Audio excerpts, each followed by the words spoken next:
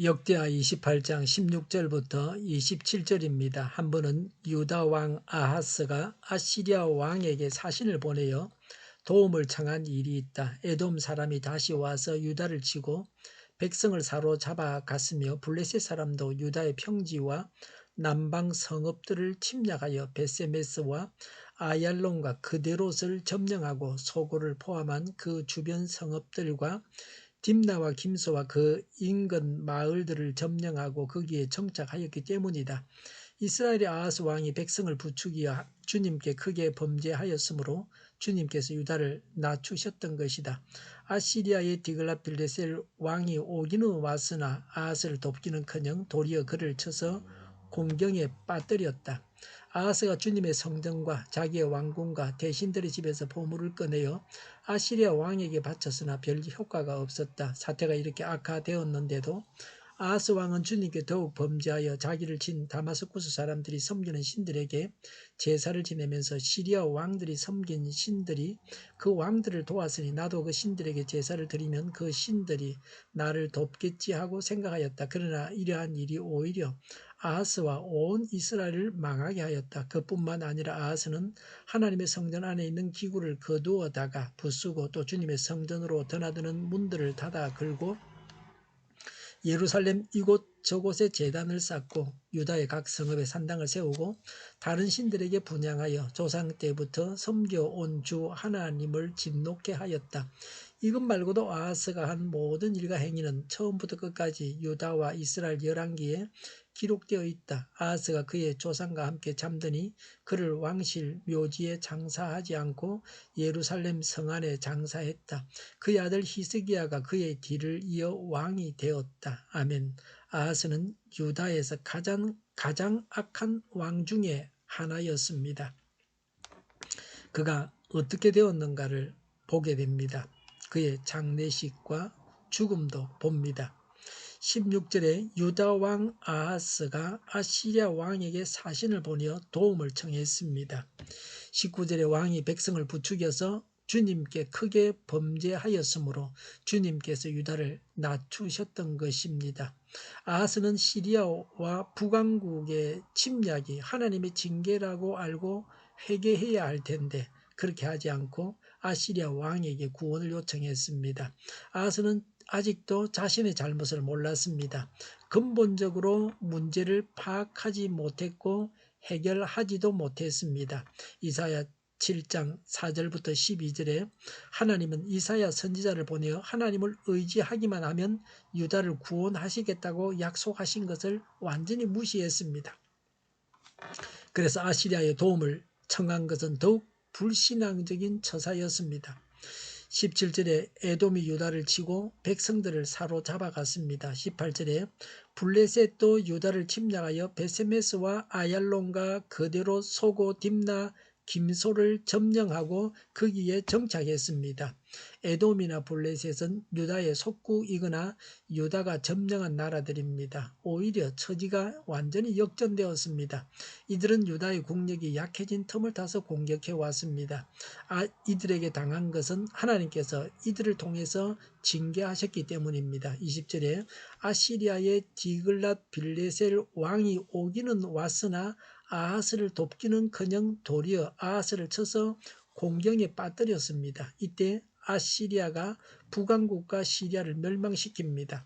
21절에 성전과 왕궁과 대신들의 집에서 보물을 꺼내어 아시리아 왕에게 바쳤으나 별 효과가 없었습니다.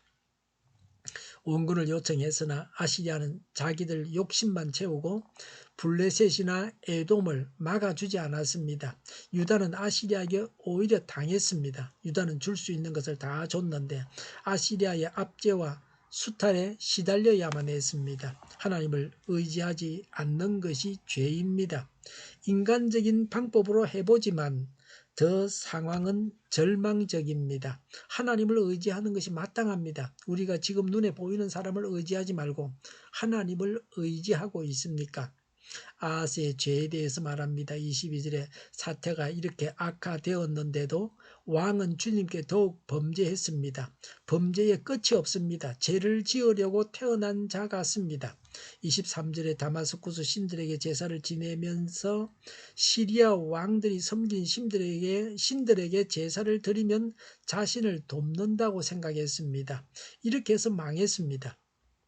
우상을 의지하지 말고 하나님을 의지해야 합니다. 하나님을 의지하는 것을 하나님은 기뻐하시고 우상을 의지하는 것을 하나님은 가장 미워하십니다.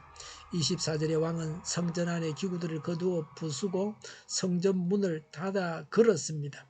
성전 본관 문을 폐쇄하여 성소와 지성소에서 예배는 중지되었습니다. 우리는 하나님께 예배함으로 나아가고 있습니까? 아하스처럼 예배를 철폐하지는 않습니까? 하나님께 나아가 기도하는 일을 중단하고 있지는 않습니까? 우리에게는 기도의 문, 예배의 문이 닫혀 있지 않습니까? 기도의 문이 열리고 예배의 문이 열려야 합니다. 우리 주위에 예배의 문이 닫힌 자들을 위해서 중보 기도해야 합니다. 위기감을 가지고서 기도해야 합니다. 24절에 예루살렘 곳곳에 제단을 쌓고라고 했습니다. 성전들에 우상의 제단을 만들어 제사 지내는 일을 계속했습니다. 25절에 유다 각 성읍에 산당을 세우고 다른 신에게 분향하여 하나님께서 진노하시게 했습니다. 온갖 잡신을 다 섬겼습니다. 백성들도 우상 숭배하게 만들었습니다. 아하스의 최후에 대해서 말합니다. 27절에 아하스는 왕실 묘지에 묻히지 못했습니다. 아들 히스기야가 왕이 되었습니다. 아하스는 죽도록 맞아도 회개하지 않았습니다. 하나님을 의지하지도 않았습니다. 악행을 하고 징계를 당하다가 죽었습니다. 그는 하나님에 의해서 맞아 죽었습니다. 이집트의 바로는 고집을 부리다가 10가지 재앙을 다 당했습니다. 하나님의 재앙을 풀코스로 다 경험했습니다. 바로는 매맞는 자로서 사용되어졌습니다. 아하스를 보면 멸망으로 예정된 자라고 하는 말도 할 수 있겠다는 생각이 듭니다. 아하스는 죄악 가운데 살다가 지옥 간 사람입니다. 일부 왕들은 전반기는 잘하다가 후반기에 악했습니다. 그러나 아하스는 선행을 찾아볼 수가 없었습니다. 하나님을 버리고 범죄하면 징계의 매를 맞습니다.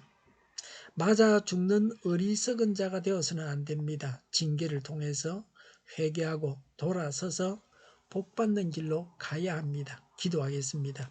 징계를 통해서 회개하고 돌아서서 복받는 길로 가게 하여 주시옵소서. 오늘보다 내일이 더 낫게 하여 주시옵소서. 교회가 분열되지 않고 하나가 되게 하여 주시옵소서. 모든 언론이 제 역할을 다하게 하여 주시옵소서. 정의가 강물처럼 흘러가게 하여 주시옵소서.